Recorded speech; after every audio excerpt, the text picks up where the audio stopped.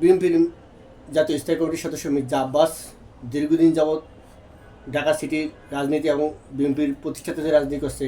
আপনি মির্জা আব্বাসের রাজনীতির সম্পর্কে কতটুকু জানেন? মির্জা আব্বাস যখন রাজনীতিতে আসেন তিনি তখন অল্প বয়সে মির্জা আব্বাস কমিশনার হন। তখন আমাদের রাষ্ট্রপতি স্বাধীনতার ঘোষক জিয়াউর রহমান ওনাকে টেনে নেন। তৎকালীন মির্জা আব্বাসকে যুবদলের দায়িত্ব দেওয়া হয়। তিনি যুবদল যখন দায়িত্ব পান তখন রাজপথে মির্জা আব্বাস ৯০ আন্দোলন, এরশাদ পতন আন্দোলনে মির্জা আব্বাসের তৎকালীন ভূমিকা ছিলেন রাজপথ কাঁপানো আন্দোলন। স্বৈরাচার এরশাদের সময় মির্জা আব্বাস যুবদলের যখন সভাপতি হন তখন থেকেই মির্জা আব্বাস সারা দেশে ৬৬টা জেলায় মির্জা আব্বাস যুবদল সংগঠনকে শক্তিশালী করে মির্জা আব্বাস তৎকালীন স্বৈরাচার এরশাদের আন্দোলনের সময় মির্জা আব্বাস তার রাজনৈতিক শুরুর থেকেই রাজপথ কাঁপানো জিয়া পরিবার এবং দেশনেত্রী বেগম খালেদা জিয়া ওনাকে আন্দোলনের সামনের কাতারে সেদিন মির্জা আব্বাস রাজপথ কাঁপানো আন্দোলনের মাধ্যমে স্বৈরাচার এরশাদের পতন আসে। তখন থেকেই মির্জা আব্বাসের নাম আপনারা অনেকেই শোনেন। মির্জা আব্বাসের সিংহ পুরুষ কেন বলে? মির্জা আব্বাস ওনার রাজনৈতিক শুরুর থেকেই উনি সাহসী ভূমিকা রাখতেন, সাহসী নেতা ছিলেন। তখনই মির্জা আব্বাসের ৬৬টা জেলায় যুবদলের প্রত্যেকটি কমিটি শক্তিশালী ছিলেন।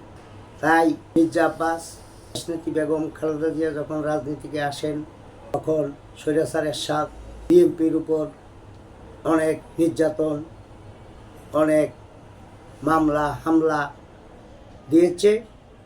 মির্জা আব্বাস দেশনেত্রী বেগম খালেদা জিয়াকে ছেড়ে উনি কখনো যাননি। মির্জা আব্বাস বিএনপির প্রতিষ্ঠা থেকে তবে মির্জা আব্বাস বিএনপির সাথে রাজনীতি করে এবং আছে, কিন্তু ইতিশীঘ্রই আমরা দেখতে পাচ্ছি গত ৫ই আগস্টের পর থেকে কিছু সোশ্যাল মিডিয়া বিভিন্ন আইডি থেকে মির্জা আব্বাসের বিরুদ্ধে বা কতটুকু সত্য কতটুকু মিথ্যা সেটা আপনারা রাজনীতি করেন, আপনারা জানেন।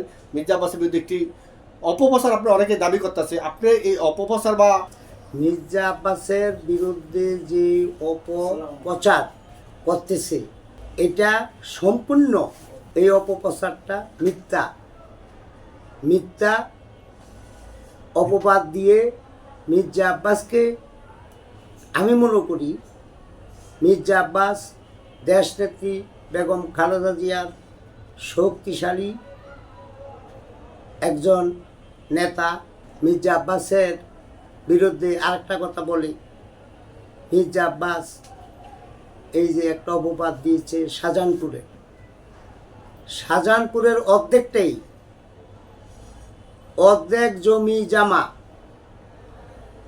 অর্ধেকটাই মির্জা আব্বাসের পরিবার আত্মীয় স্বজনের। আর যারা মির্জা আব্বাসের বিরুদ্ধে অপবাদ দেয় এটা একটা ষড়যন্ত্র। কারণ হইল জিয়া পরিবারের আস্থাভাজন মাটি ও মানুষের নেতা জনাব মির্জা আব্বাস।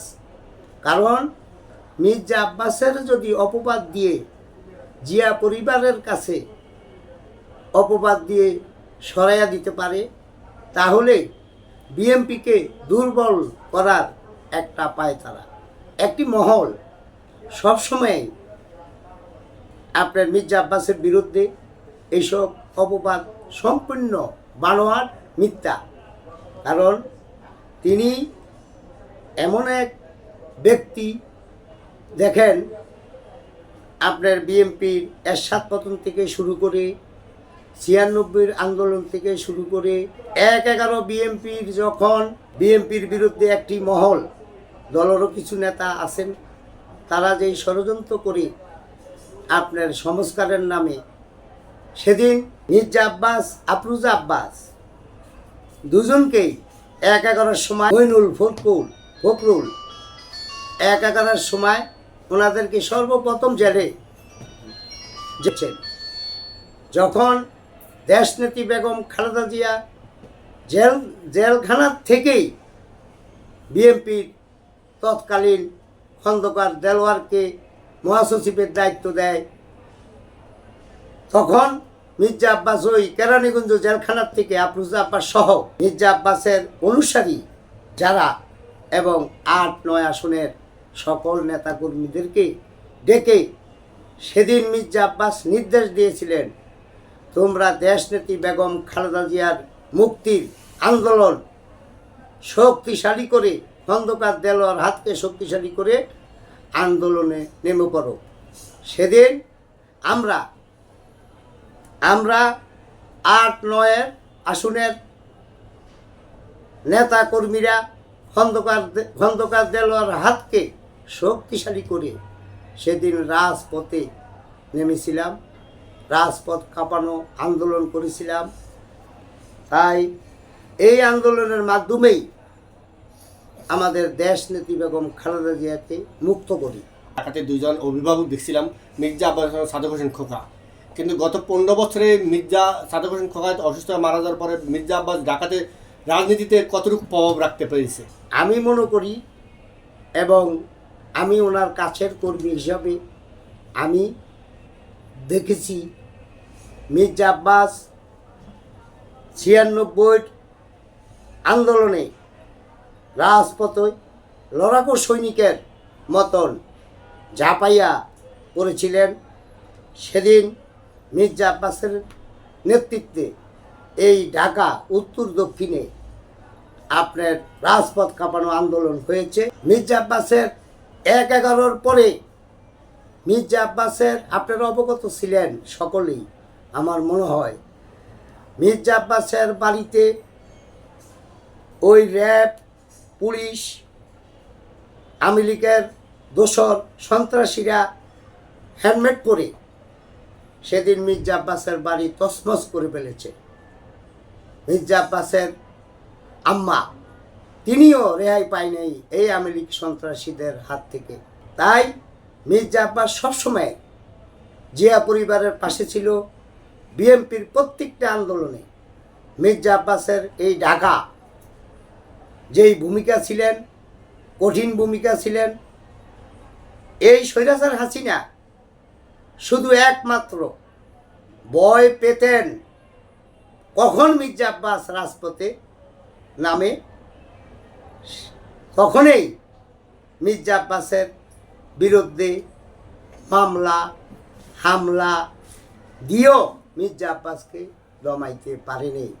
কারণ মির্জা আব্বাস এমন এক ব্যক্তি ছিলেন, এমন এক আদর্শ নেতা ছিলেন, তিনি কোনো সন্ত্রাসীর, কোনো চাঁদাবাজ, কোনো দুর্নীতির সাথে মির্জা আব্বাস কখনো আপোষ করে নেই।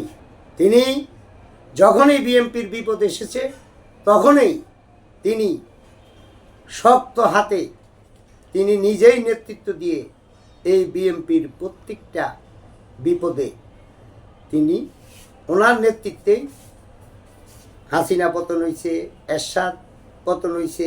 আমি দাবি করি এই কারণে, মির্জা আব্বাস যখন এই পর্যন্ত মির্জা আব্বাসকে বারবার জেলখানায় নিয়ে গেছে, নিশিরাইত নিয়ে গেছে। তাই আমি মনে করি মির্জা আব্বাস হাসিনার বেশিরভাগ সরকারের কাছে মাথা নত করে নেই।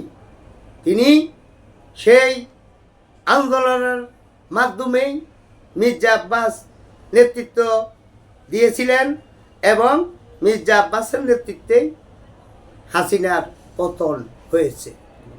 তারপরে 5 আগস্ট মির্জা আব্বাসের নেতৃত্বে ওই কাকরাইল থেকে শুরু করে ওই শান্তিনগর, ওই মৌচাক, মালিবাগ, বাংলা মোটর, রাজপথ সেদিন মির্জা আব্বাসের নেতৃত্বে মির্জা আব্বাসের দলে ছিলেন।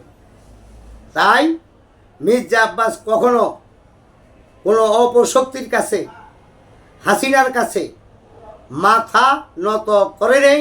মির্জা আব্বাস এমন এক ব্যক্তি ছিলেন, জিয়াউর রহমানের আদর্শকে বাস্তবায়ন করার জন্য মির্জা আব্বাসের পরিবার অনেক ক্ষতিগ্রস্ত হয়েছে। মির্জা আব্বাস কখনো আওয়ামী লীগ স্বৈরাচার হাসিনার কাছে মাথা নত করেনি। মির্জা আব্বাস সিংহর মতন নেতৃত্ব দিয়েছে। আমি আশা করি এই মির্জা আব্বাসের নেতৃত্বে যে আন্দোলন হয়েছে, শেখ হাসিনারও পতন হয়েছে, শেখ হাসিনা পালিয়ে যেতে বাধ্য হয়েছে।